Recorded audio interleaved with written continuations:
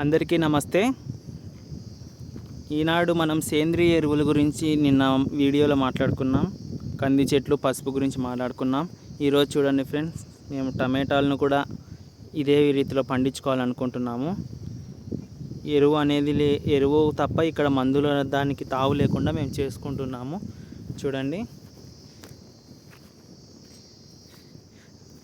అదేవిధంగా మేము క్యారెట్ కూడా నాటుకున్నాం ఫ్రెండ్స్. చూడండి, క్యారెట్ చెట్లను చూడండి ఎంత బాగున్నాయి, చిన్న చిన్నగా. ఇదిగోండి చూడండి, ఇక్కడ కూడా కొన్ని క్యారెట్ చెట్లు ఉన్నాయి. చూడడానికి కొత్తిమీర లాగా ఉంది, కానీ ఇది క్యారెట్ చెట్టు.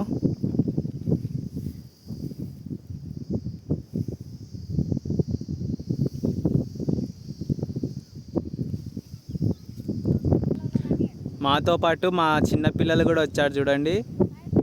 అందరూ మేము ఇట్లా సండే పూట, సాటర్డే పూట ఇట్లా పొలం దగ్గరికి వస్తూ ఉంటాము, పనులు చేసుకుంటూ ఉంటాము. మా పనులు మనము చేసుకుంటే మంచిదనే ఉద్దేశంతో పిల్లలు కూడా వస్తూ ఉంటారు.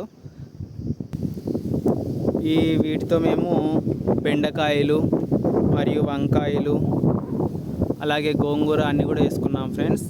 మా రోజుకి గోంగూర 2 డేస్కి ఒకసారి అలా తీసుకెళ్తూ ఉంటాము. వంకాయలు, బెండకాయలు ఇంకా ఇప్పుడు పూతకు వస్తున్నాయి. అవి కూడా వస్తే మేము ఈ సేంద్రియ ఎరువుని ఎంకరేజ్ చేసుకుంటూ వీటితోనే ఆరోగ్యాన్ని సమృద్ధి పరచుకోగలమనే ఉద్దేశంతో మేము ఇవి ఫాలో అవుతున్నాము. Thank you.